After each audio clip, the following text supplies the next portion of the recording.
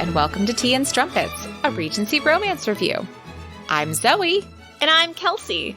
And we have a special episode for you guys today. It wasn't what was originally on the docket, but we got an email and we were like, we really would love to do this. Yes, so we changed up our plan. So sorry for all those of you who were looking forward to the book we originally had planned, but we just threw that into a later episode. So today, we have a different episode for you, and that is a lovely conversation with co-owner of the Ripped Bodice, Bea Koch, whose new book just came out this month, and it is Mad and Bad, Real Heroines of the Regency.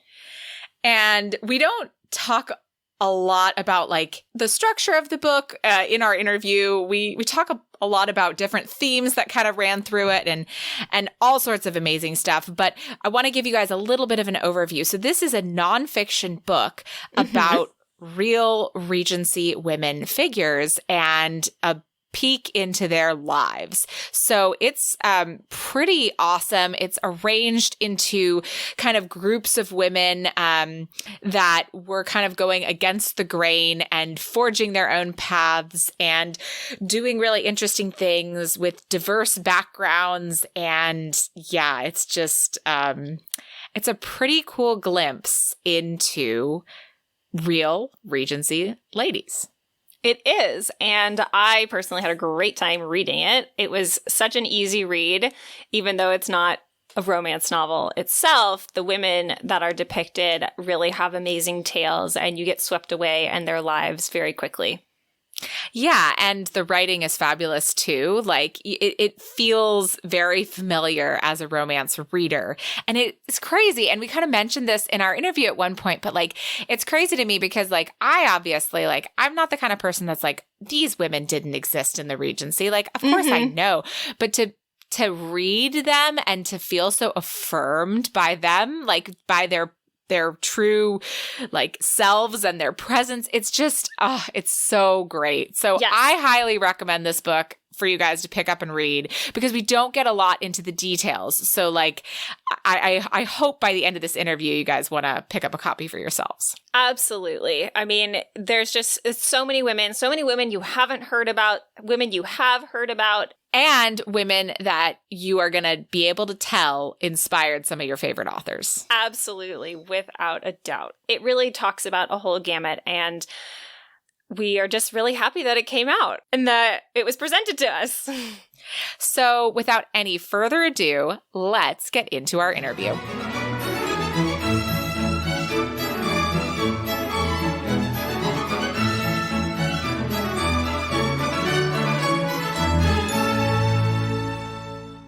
Hello, we're with the fabulous Bea Koch. Hello, Bea. Thanks for joining us today.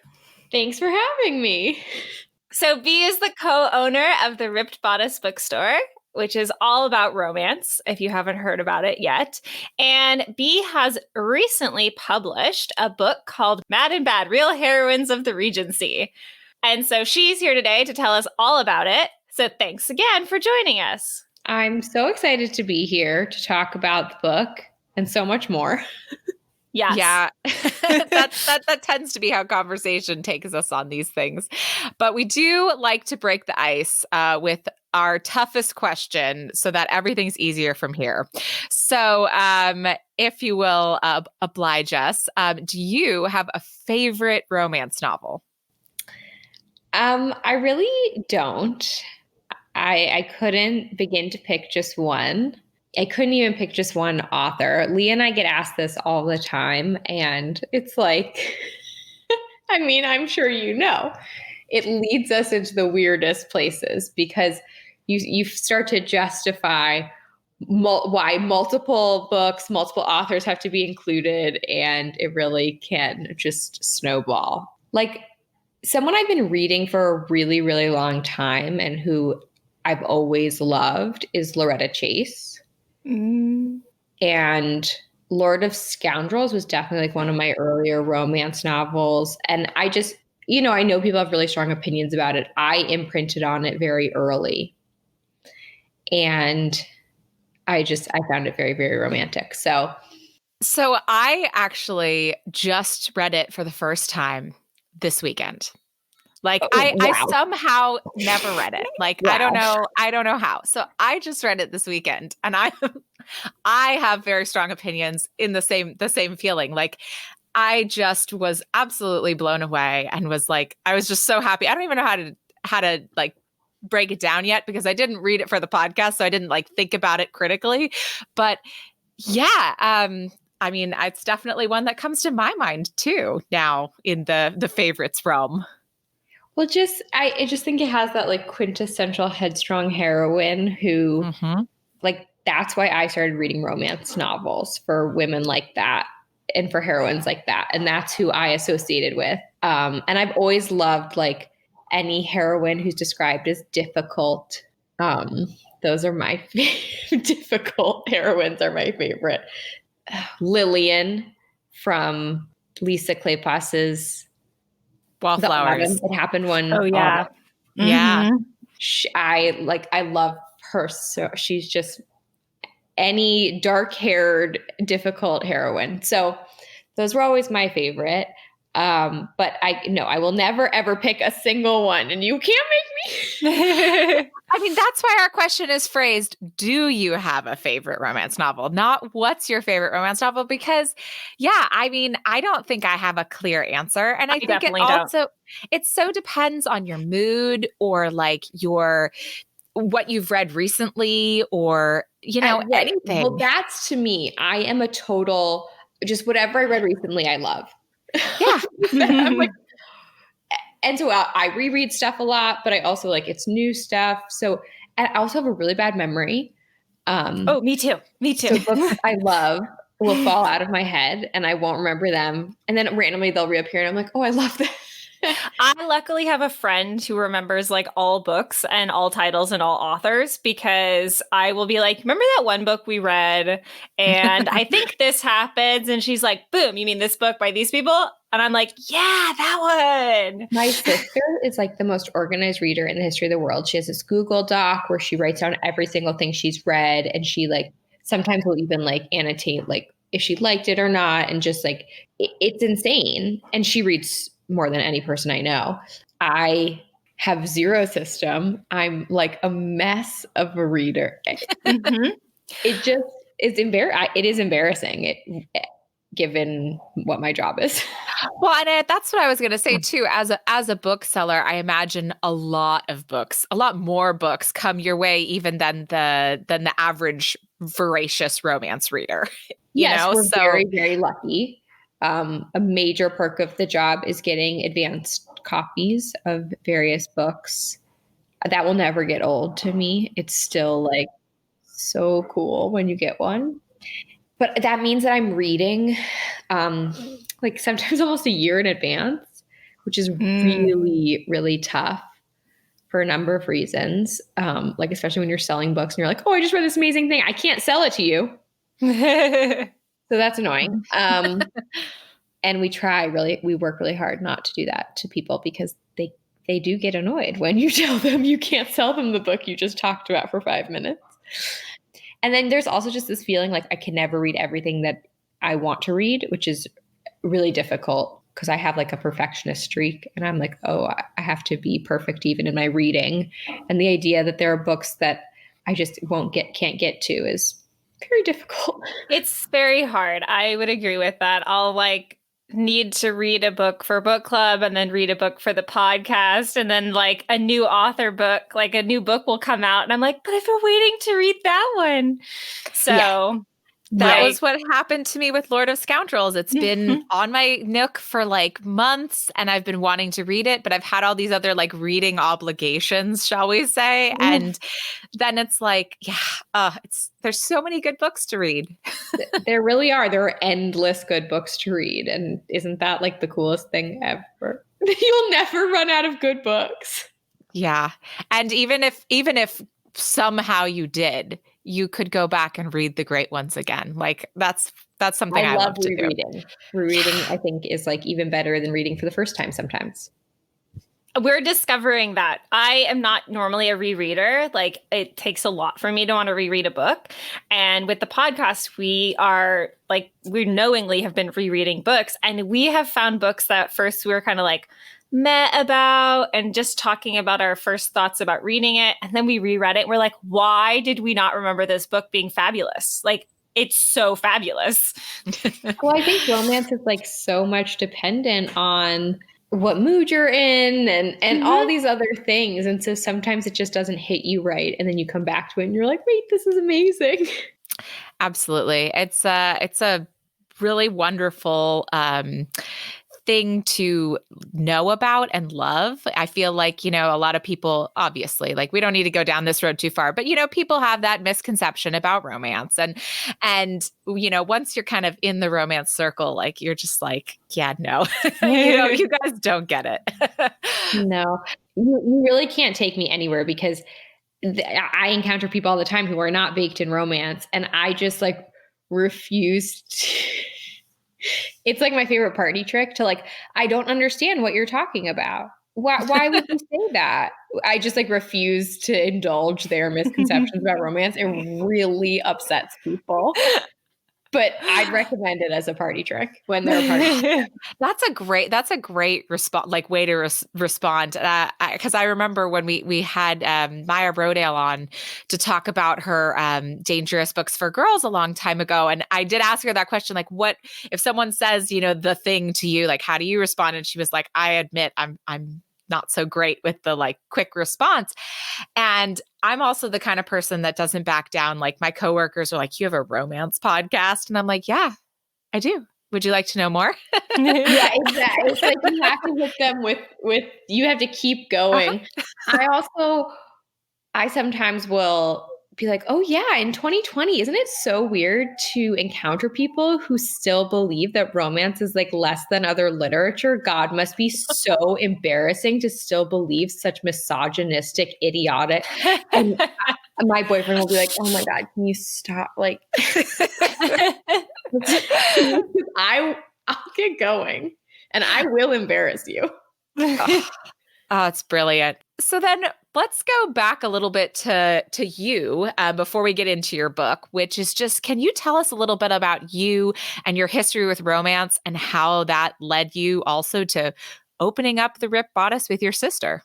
I think it's kind of like a perfect storm of weird things coming together. But I'd been reading romance my whole life. I'm just one of those like lifelong, really, really early romance readers. My mom wasn't a romance. No one in my family was. I just found it myself. And because we would go to the bookstore all the time and I just found romance on bookstore shelves. And then when I was in college, I took a class about romance and realized that like the genre was a thing and there's this fandom around it. And I really like started to become more acquainted with that world. And I went to graduate school. I really wanted to be an academic. If you read the book, you might. We picked up on that. A little bit. My editor yeah. and I went back and forth a lot about what is interesting to read and what is too academic. But I wrote about romance in my graduate thesis. And then in doing that, what I realized was that there was still the stigma. And in particular, this stigma about romance existed still in the bookstore world. Mm-hmm. And that was really difficult for me to, kind of align with because I love independent bookstores and I've spent my whole life growing up in independent bookstores. So my sister and I that was where it was like, oh, we love independent bookstores. We love romance. There's no other romance independent bookstore. We want to work together. It was literally, we always say, one conversation where we just, it just kind of kept going until we ended up at the Ripped Bodice. Wow. That's amazing. And I, as someone who came to romance later in life and as someone who got into the romance, like, culture even later than just reading them, I only recently kind of realized that some bookstores don't carry romance books. And I was like, it just blew my mind, right? Because it's such a popular genre. It seems to me like at the very like basest level, a moneymaker.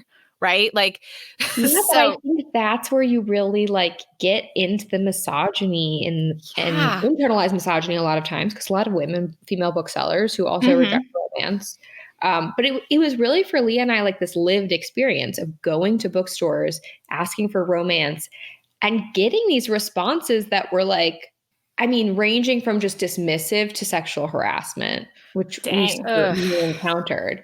And I Ugh. know that's changing so rapidly. And now there's Romance Bookstore Day, and there's so many independent bookstores that are championing the genre, and that's like a huge change and amazing. And I'm so excited to see that. So I think our experience is already maybe a little in the past. Mm-hmm. I hope that for a lot of people it's changing, you know. But I think you guys actually have a lot to do with that change I would because agree with that. being the first, being the first romance bookstore, there was press to it. Obviously, you guys have had good success. Like, you have a lot of people who love you. So so thank you for taking that step. That was a big leap to jump out It there and be means the a lot. first. I mean, we knew that a romance bookstore would be successful. We knew that this genre would support a bookstore. Like, Mm-hmm. it was so obviously a need. I think it was, a lot of luck and timing that we kind of everything coalesced at the right time and we were able to do it. If we opened like right now, we would be screwed by Yeah. Corona. And we were able to get our feet under us and kind of get going. And then we've kind of been lucky in how things have unfolded. And yeah, you're right. We do get a lot of press, which is something that we work for. Yeah. Like, we Mm-hmm. actively kind of court press, because I think a lot of the press about us, we're so lucky, is positive, and we love to see that positivity for the genre associated with the more like literary side of a independent bookstore. Yes. So, being steeped in romance and having the success of the Ripped Bodice, and now we are coming to your book. And what was that journey for you? Was it something you'd always planned on doing? Were you always planning to like try to write a book, or is it something that just kind of like was a pet project that then became more? I've always wanted to write a book. That I've always been a writer, and I've wanted to write a romance novel for a really long time. I have tried to write a romance novel. I have completed one. Which I think is an excellent exercise if you love romance, because you realize how hard it is. And I realized that I read so many amazing romance novels that it was going to be hard for me to put something out that I thought was good. Not to be like too blunt about it, but I just didn't think mine stacked up to the romance novels that I read and love. So I have this academic background. I've always wanted to write history, nonfiction books as well. And through the bookstore, I really realized that there are so many people who love the Regency era the way I do, through the lens of romance. And because of that, we've kind of narrowed our idea of what is historically accurate and what is the Regency. And when I was doing this research, I realized there's so many women who fall so far outside those parameters. And I really wanted to include as many of them as I could, and kind of encourage everyone who loves the Regency to keep pushing ourselves to broaden what we allow in our idea of the Regency, and encourage people to just keep researching outside of that very narrow lens. Yeah. No, absolutely. And I think that that's something that we're seeing a bit more about in the books that are coming out. We're seeing people, we're seeing authors explore more diverse characters. And I know it's something we try to do on our podcast, is really talk about, really read and discuss books with diversity in it, because we think it's so important to discuss the diversity, because there weren't only a small group of people living in the Regency. There's a lot of different people living in the Regency. Absolutely. And I think we're seeing a change from the major publishers. I think we've always seen that diversity in self and independent published romances. But what we really focus on at the bookstore is pushing the bigger publishers to give the same marketing dollars and publicity attention that they give to their big white authors, that they give to authors of color, especially if they're writing historical romance novels, which I truly cannot believe the lack of traditionally published historical romance novels by authors of color. It is appalling. It really is. I mean, I was going to mention your diversity report that you guys put out, every year, and you sort of alluded to that, in the last thing you were mentioning, because I think that Kelsey and I love historical romance. We love Regency romance, and I think we chose the tagline, a Regency romance review, because it is alliterative. You know what I mean? Yeah, that's great. So, but really the two of us really were such narrow readers. We just both read stuff in England or Scotland, maybe, maybe. And neither of us have read very many, the American set historicals even right. So we're pretty stuck. And then when we started this, we were like, okay, well, let's find more diverse novels. Let's let's bring light to that. Let's find diverse authors. Let's try to because we didn't want it to just be that. And it is very disheartening how little there is. Yes. And I really applaud and agree with the push to make the big publishers do better for that, because what I found is we read a book recently that I thought again was good, and I really want to read more like it, but I felt like it just needed more behind it, more editing behind it, and just a little if that book had been with one of the big publishing houses, I think it would have actually been way better at the end, but probably the author didn't get the same amount of resources that an author at Avon would get or something. And it just was so frustrating to me, because you're reading it and you're like, I want this, I want more of this, but yet I can also say okay, well, I wouldn't give this book a 10 out of 10, but I want to. And I think I feel so tired of having this conversation, because it just feels like we all know what needs to happen. Yep. There are people who could make changes, and they are not making those changes. And it's a big problem with the world in general right now, I think. Oh, goodness. The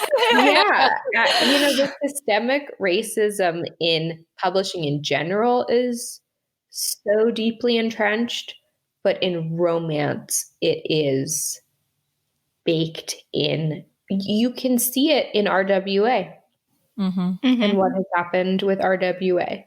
And that is our trade organization. And that is what happened. It's just the entire community has to start from zero.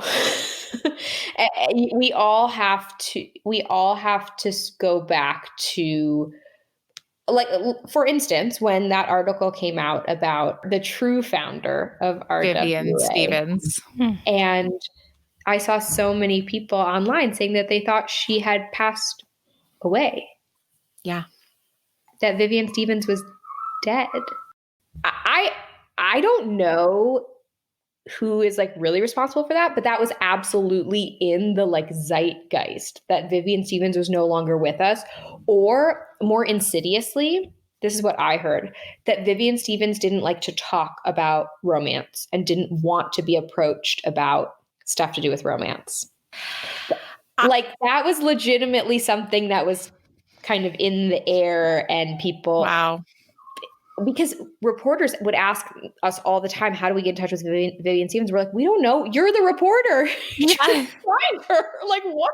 Yeah, it's been a very interesting year, in the romance, sphere. And I guess we could say that it started last Christmas, really, is when kind of everything started to unravel, majorly for the RWA. When you think about how little time has occurred actually since then, and everything that's happened, and how many times I feel like we just find ourselves back at the same place.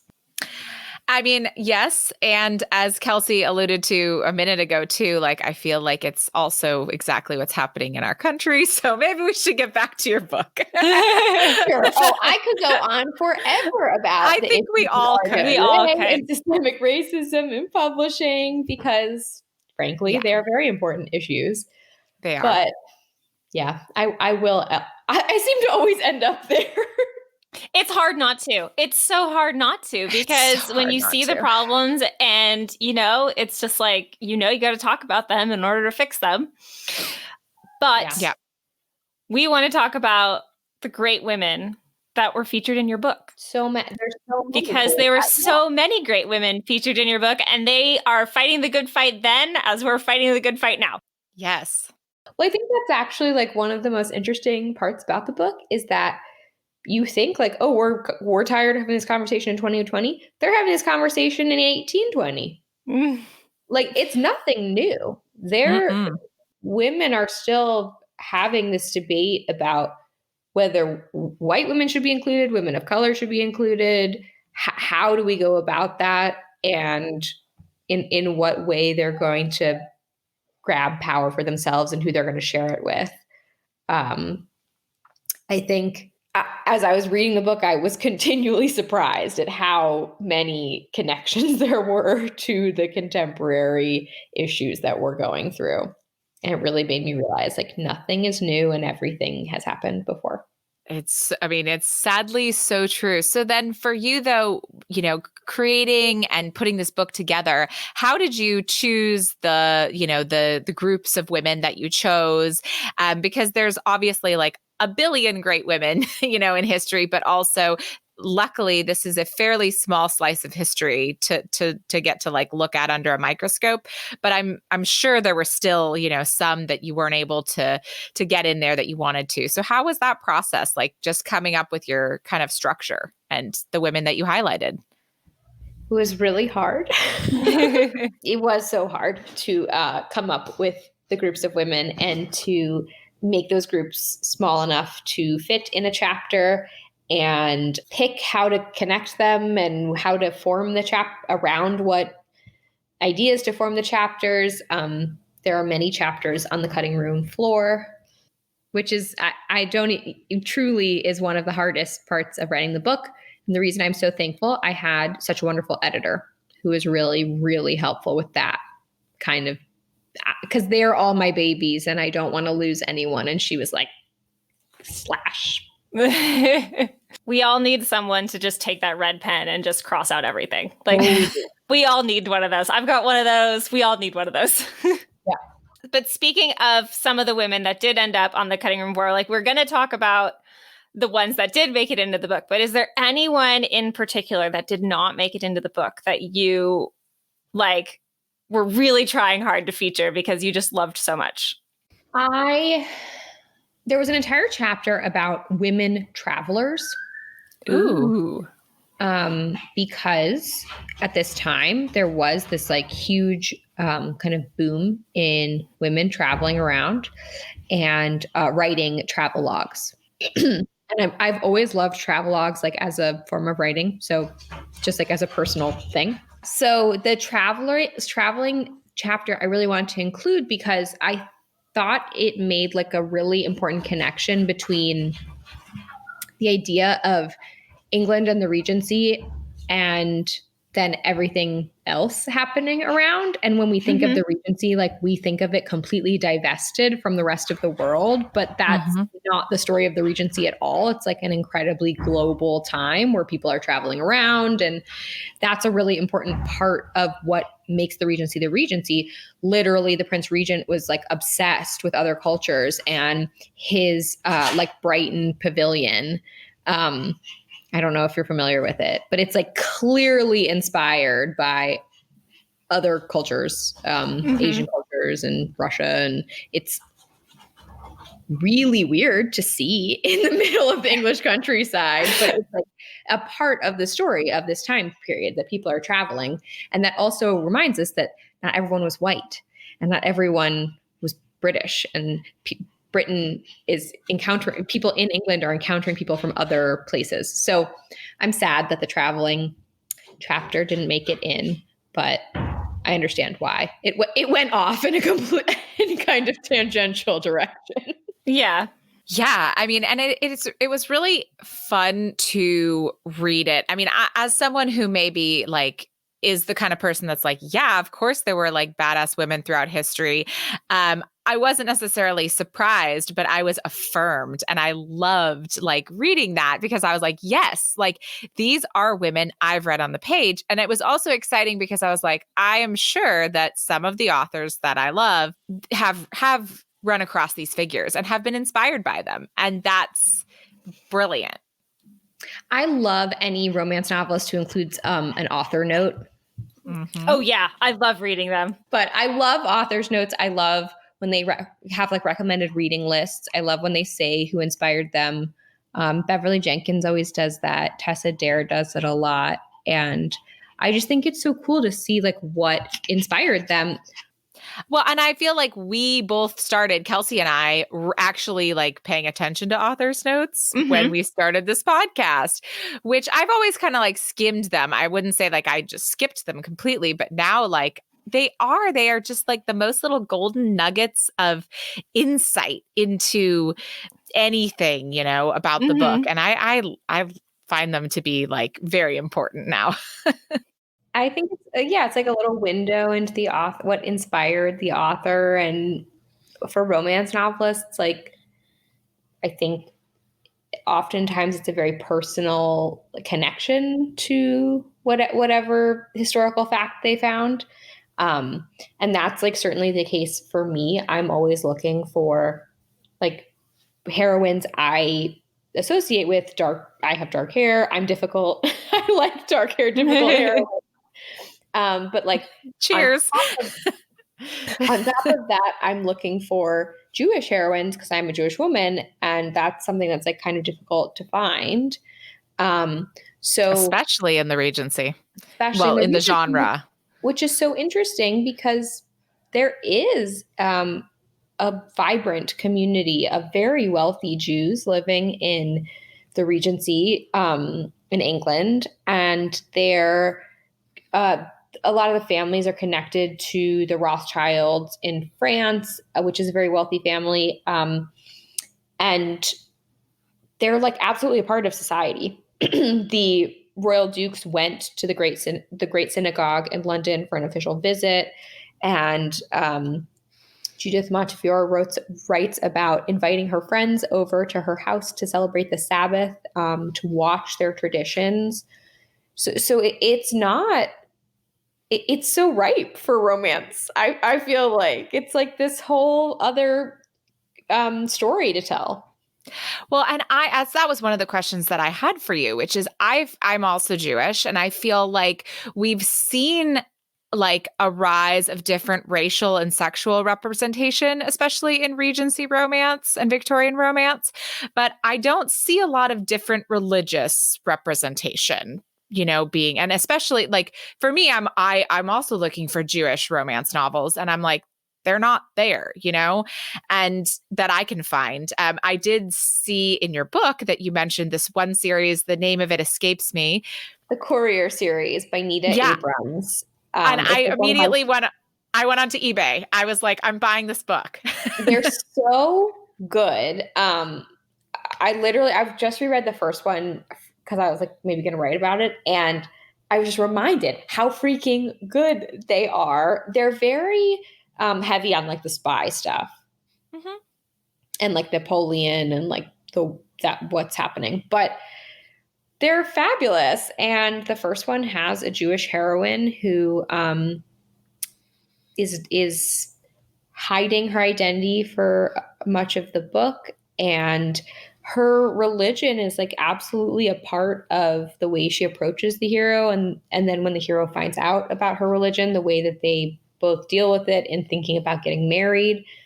It's really interesting. And it's beautiful in this way that like, I just, it's not like it's perfect or happy. She doesn't like sugarcoat it like it's going to be without difficulties, but they agree to face the difficulties together in that beautiful way that romance heroes and heroines so often do.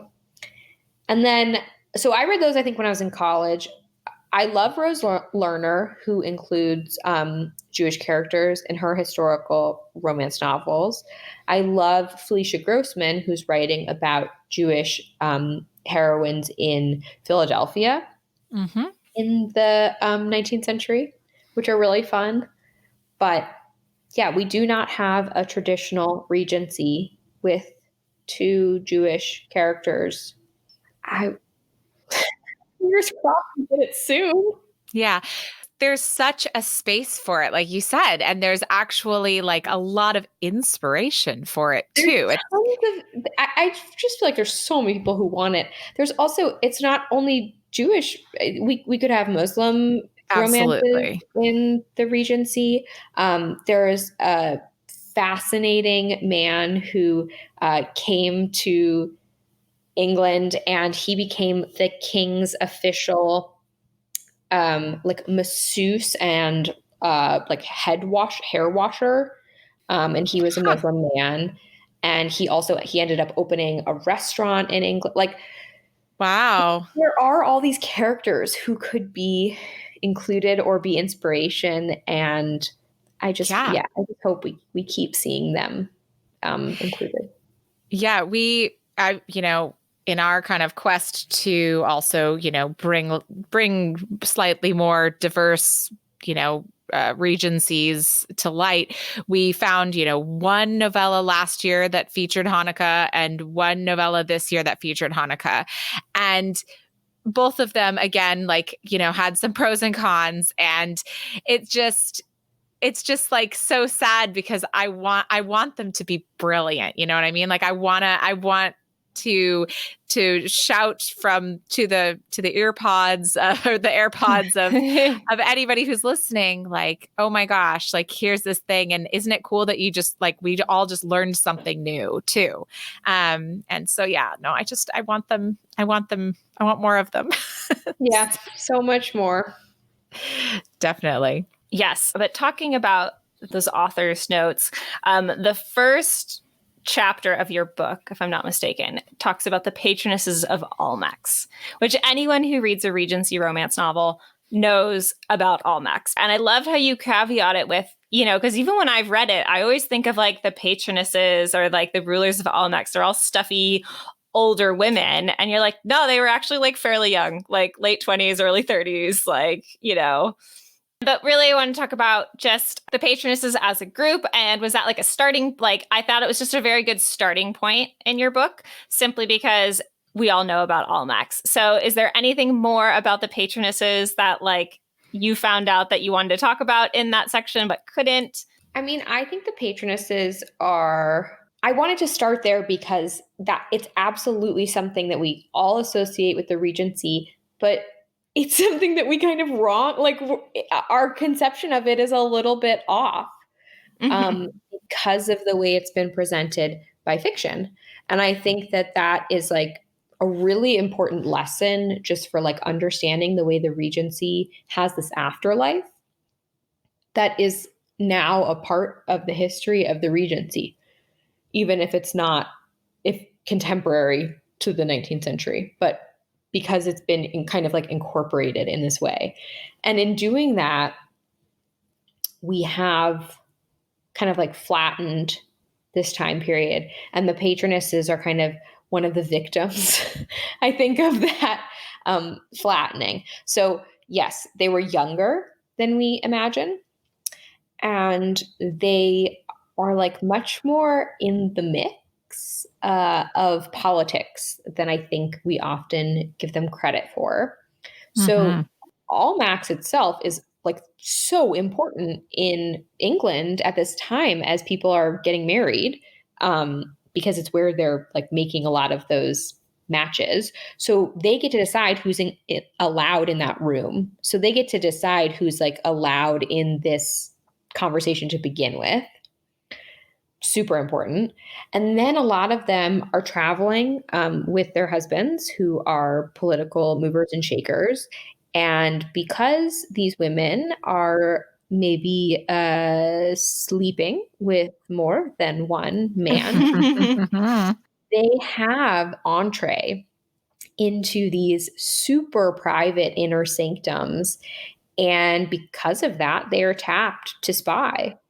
Multiple of the Almack's patronesses are involved in official and unofficial surveillance missions and passing letters back and forth, arranging meetings for people, keeping those meetings private or not, sharing them in coded letters that they knew were then going to be read. Like they're totally in the middle of a lot that's going on in the 19th century. And we reduce them to these like meddling matriarchs who are bitter and like hate the heroines of romance novels because they're young and cute. I mean, you say we like, we had a hand in it, but I would say it's probably like, the middle-aged white man who wrote down history. Yes. I would say we like the collective. Yes. We, No, yes. I'm just teasing because. But we're absolutely a part of the work to undo that. Yes. And that work has been ongoing for a while. I think like because of the way Regency romance fans are so devoted to the genre, maybe some of the like new information hasn't quite penetrated the fictional world. Yeah. And while you were writing this whole, the whole book, not just the patronesses portion, was there any woman that you researched or wrote about that you found particularly inspiring or felt tied to in some way? Well, definitely the Jewish chapter, all the women there, because we share a religion. Mm-hmm. But Judith in particular, I really connected to. She wrote the first English language kosher cookbook, and that was so cool. I'm a huge baker and cook, and food is like the love language of my Jewish family. So for that to be like her project, the thing that she spent her time doing and her legacy, I was like, I understand this woman on a deeper level. Like I have this connection to her. And in so many ways, that was the inspiration for writing the entire book, because I just wanted other people to have those moments of recognition. Like, oh, this is a historical woman who I have something very personal in common with. And because of that, have this connection and feel this representation in history. So Judith is like my all-time favorite. My favorite changes all the time. I currently am really into Caroline Lamb because I was just rereading Byron's Women, which is a rollicking good time of a biography about the women in Byron's life. And my God, she was wild.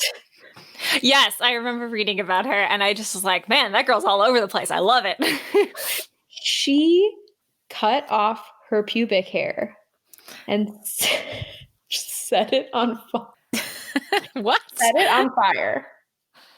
In this like bonfire of Byron's letters and like other stuff. Her extraness is beautiful. I love it.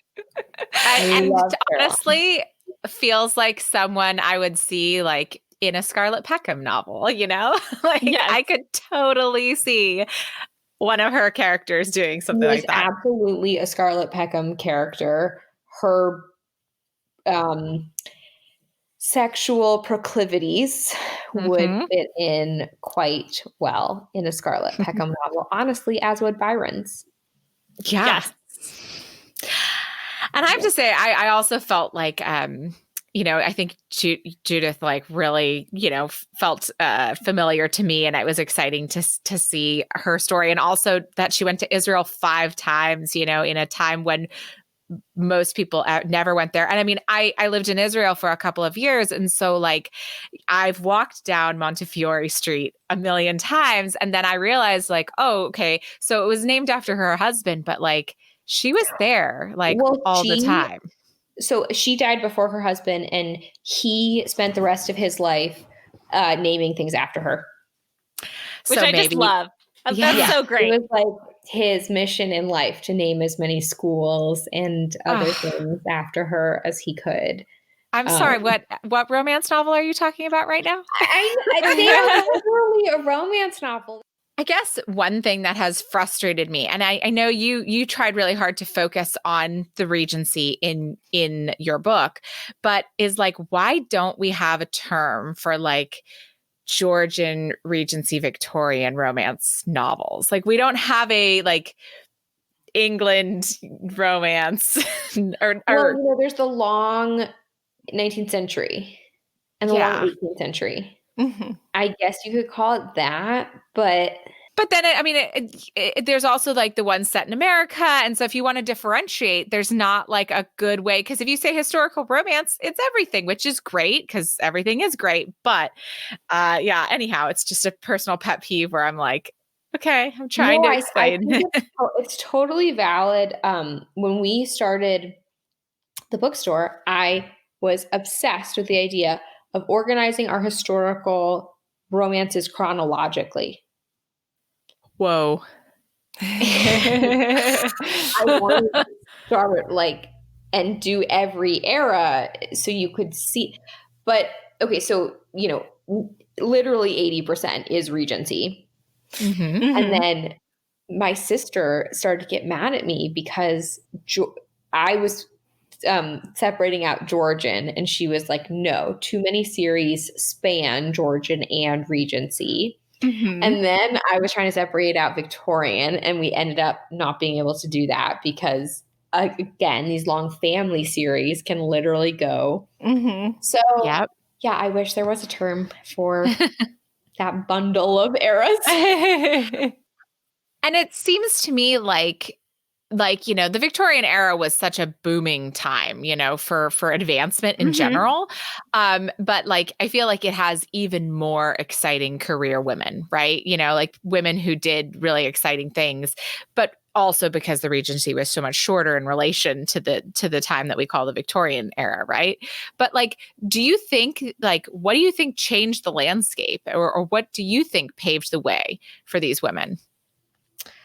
Well, I mean, I do think like the Georgian era, Georgiana, Duchess of Devonshire, and her set paved the way in so many ways. Her political importance cannot be overstated, and her involvement in politics and the way that she involved herself absolutely led to the way Regency women involved themselves in politics and just had more ambition for themselves in like all these different ways. And then I think in the Victorian time, what you get is just this like explosion, like you said, of all these new fields and all these advancements in so many different areas. And women really took advantage of that and expanded themselves into all these different areas.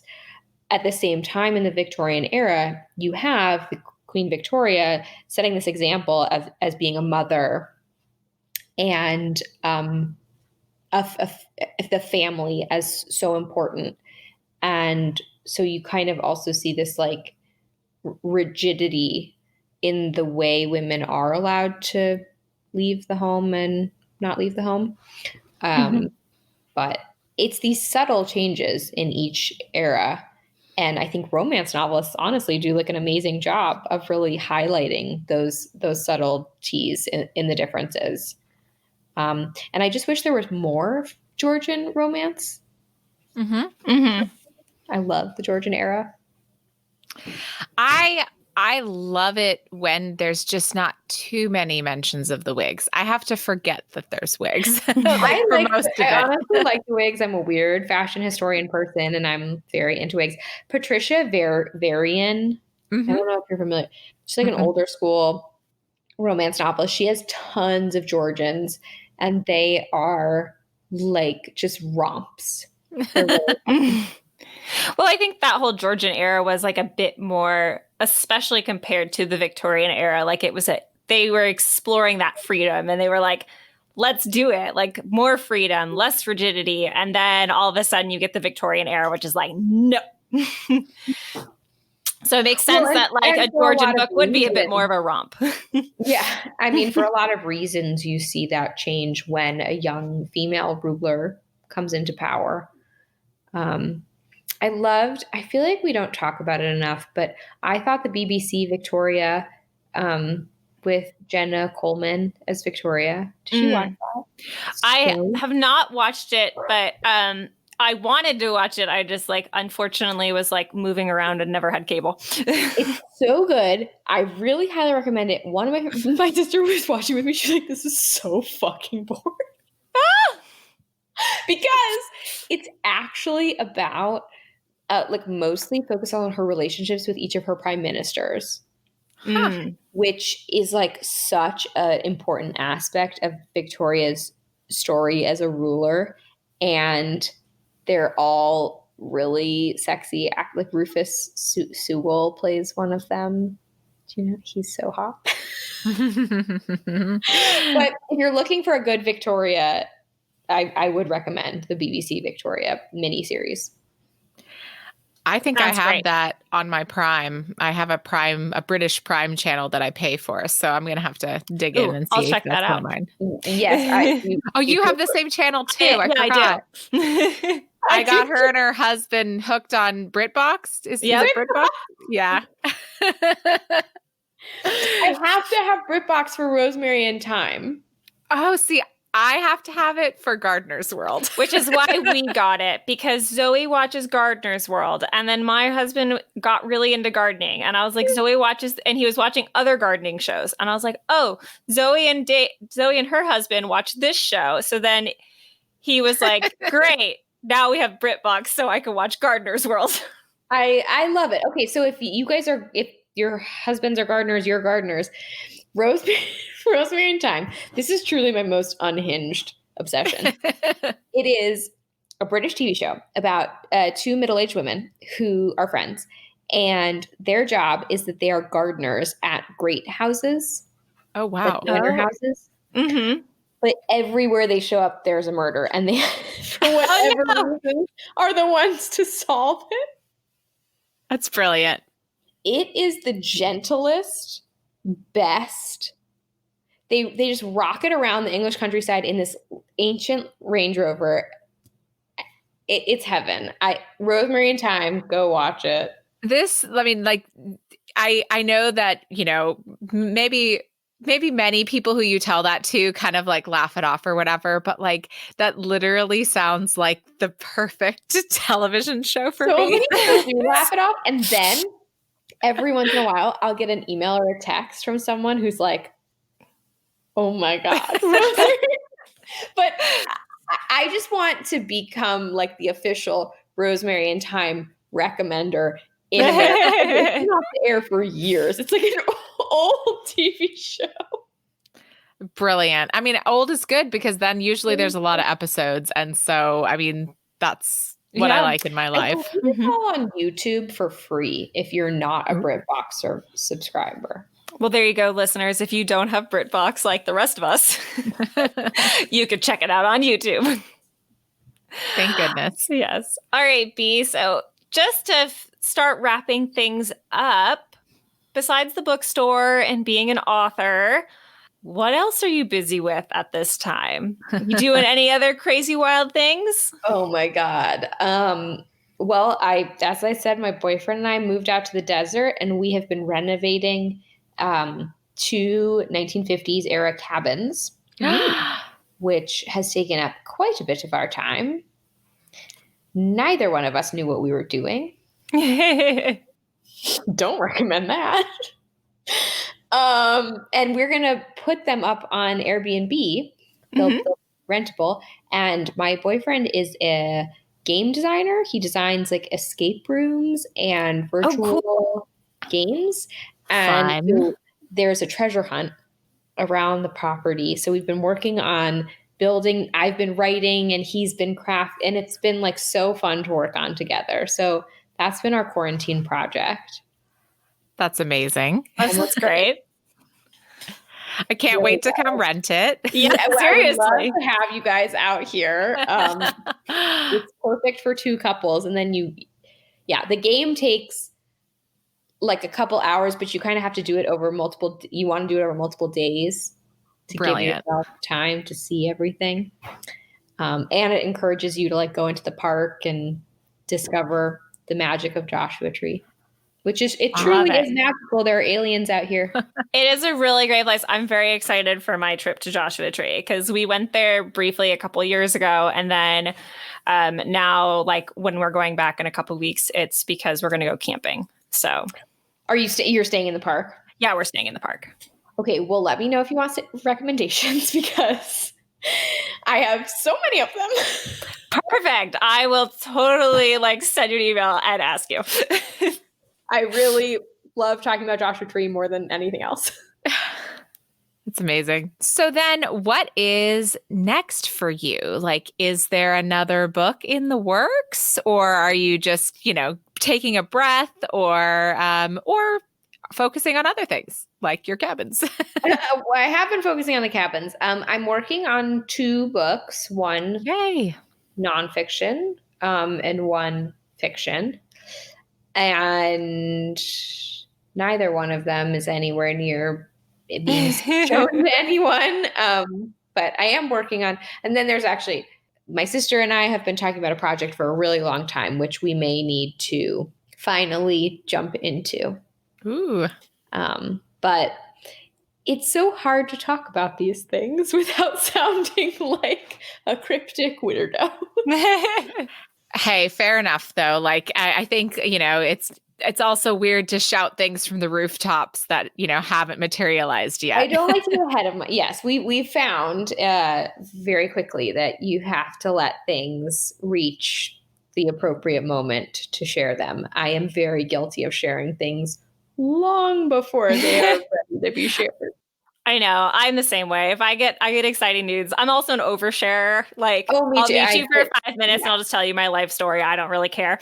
Well, and in the bookstore, it's like people share such personal. So I share personal. So yeah, I'm an oversharer too. Yeah. Well, I have a podcast. So if you want to talk about oversharing. I just go on other people's podcasts. It's so much fun though. I highly recommend that versus starting your own. It's a lot of work. Yes. People keep asking Leah and I to start one, and we're like, we know how much work it is. There's no way we have the time to do that. But God bless people for thinking we do.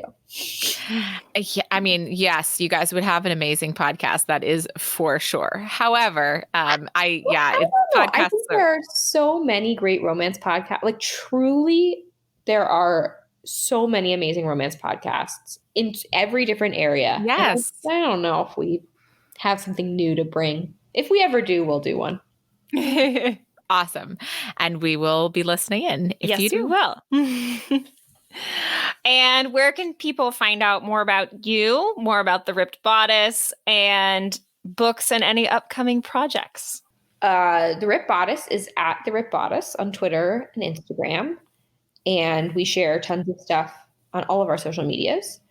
We have an events page on our website, therippedbodicela.com. And that's the best place to stay on top of events. And I am at Bea Koch on Twitter. And I've just been informed at Bea Rose Koch on Twitter. Sorry. And at Bea Koch on Instagram. It would be a lot easier if they were the same. But some of us are not early adopters of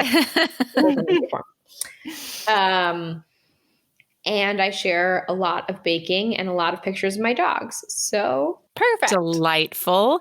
Also, I wanted to plug that you have been doing a weekly historical happy hour on your Instagram for the Ripped Bodice with awesome historical romance authors. So if our listeners aren't already checking that out, they should be doing so. It's a lot of fun. I've learned very quickly that I get drunk from one drink. Hey, that's okay. That's awesome. I have to water down my own drinks. Otherwise, I'm wasted by the end of it. But it's really, really the most fun. And the authors who have done it are just just fountains of knowledge. I knew that this would be the case. People would just be able to spout off about these women forever. And it's just so fun to get to do that. That's awesome. And that's on Thursdays at what time? Thursday, 5 p.m. Pacific Standard. Okay. Awesome. And every Thursday, though, we're off this Thursday, but we're back next Thursday with Sherry Thomas. Brilliant. We read one of her books and we loved it. Yes.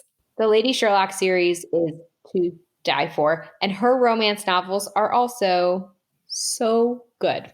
Yep. Mm-hmm.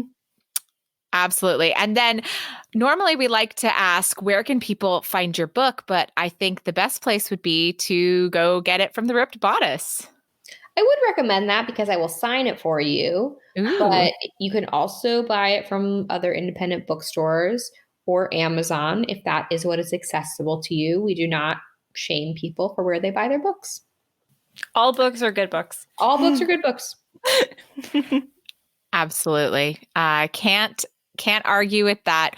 Well, Bea, thank you so much for joining us today. This was a hoot and a half, I will say. Hoot and a half and a wild ride. Thank you for putting up with my dog throwing her body. Yeah, we'll see how the edit goes. We'll see if our listeners hear a lot of that or if they just get it in the bloopers at the end. So maybe listeners, you have no idea. But see, it's just a change for them from hearing us yell at our dogs. So. Yeah, exactly. Everyone's got a dog to yell at. What is quarantine without a dog to yell at? Oh, there you go. It would be so sad. It would be. But thank you so much. We had a blast. Yes, thank you. Thank you.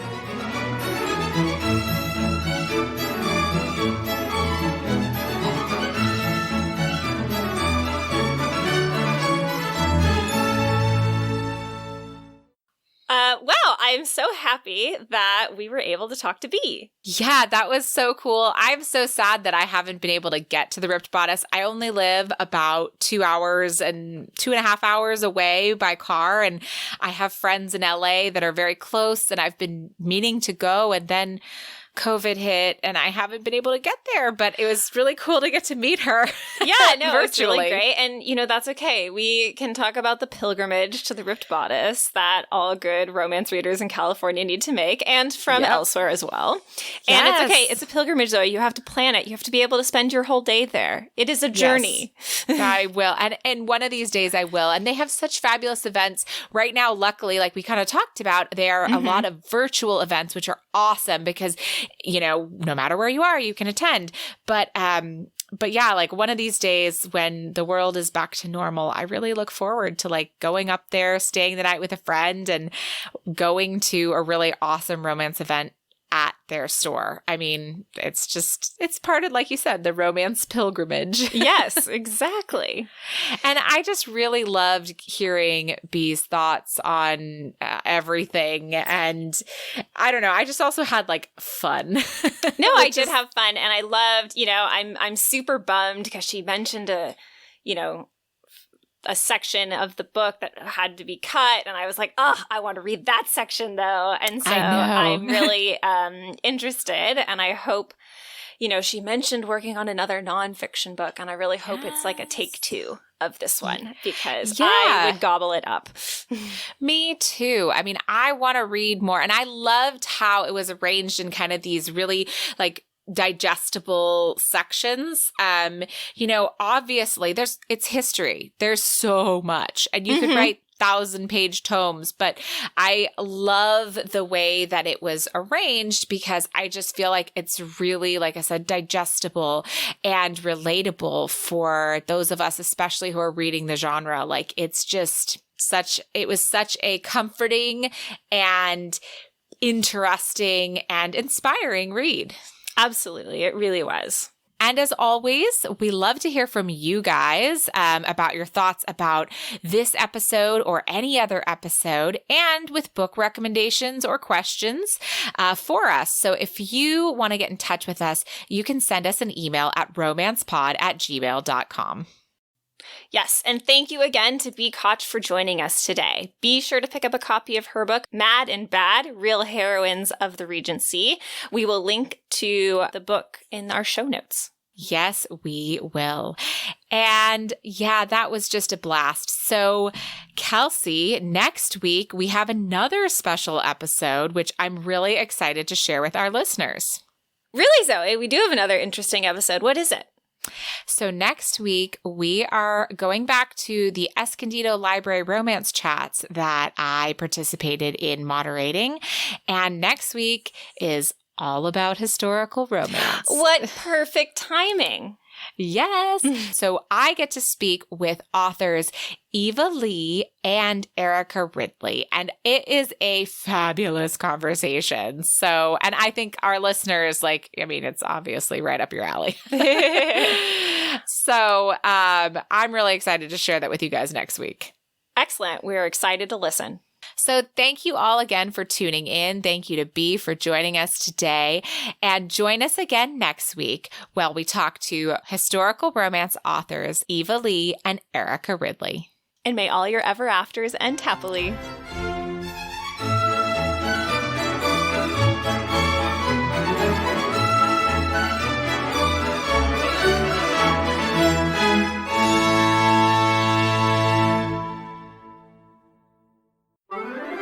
Tea and Strumpets is part of the Frolic Podcast Network.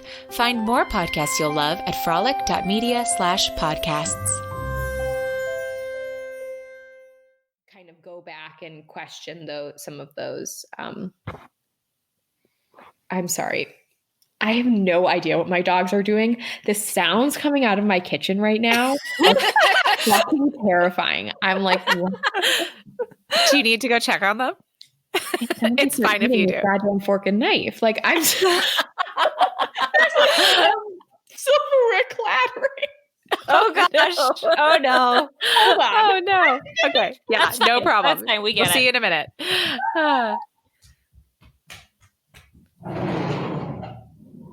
What are you doing?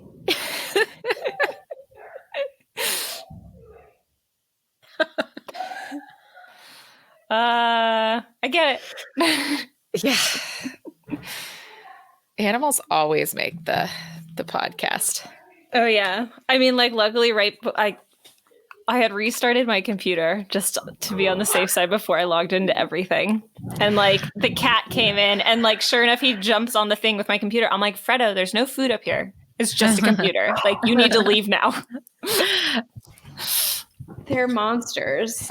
Oh gosh, what have they done? my little tiny one loves to get inside kitchen counters, kitchen cabinets.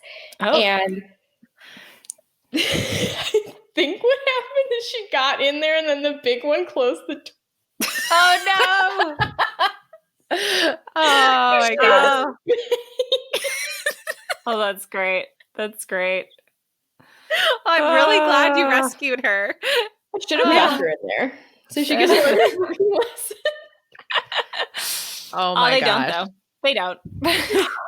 They don't. Oh my god. I went from having one ancient Fitzwilliam, our beloved bookstore dog, was an ancient dog who didn't do jack shit. And now I have two babies who are monsters who ruined my life. I love them, but it's different. It's different to have a young one.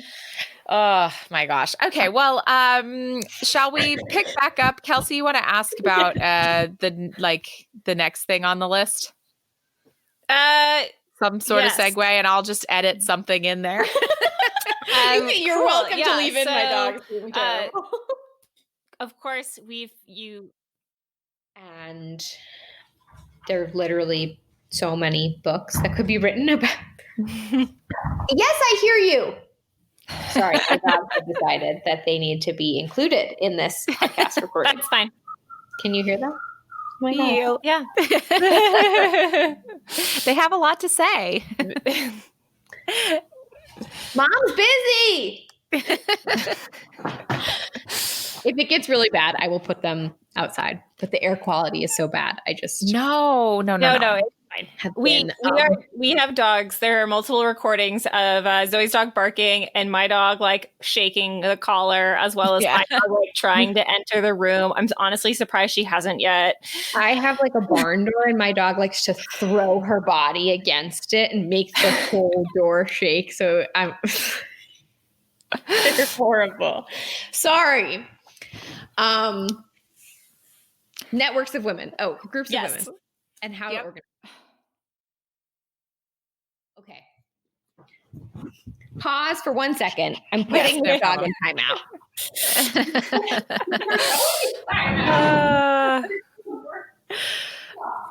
Doggos. I know. And it's all great because we all get it. We all understand. I'm just surprised my dog isn't. Well, my dog isn't in here because I don't have the air conditioning on. So Daisy hasn't even tried to come in. Wow. Like, she's not in the room with me, and she hasn't even tried to come in yet, which is like, oh my God, very impressive. Yeah. As my boyfriend points out, every time I scold them, I do it in the same tone that I talk to them. So they don't understand that I'm mad at them. You're so bad. Oh my gosh. Like, what a terrible dog. You're the worst dog in the whole world. I try to, when I'm like really mad at mine, because she has the cutest face ever. So I'm always like, shame. And I can never keep a straight face though. I can't be really mad at them. I'm not. I don't care. They run my life. Yeah, hey, I feel that. They do. Okay. I'm sorry. She's away. I'm here. I forgot where we were. Does anybody remember? We were talking about author's notes. Yeah. My favorite part of any book.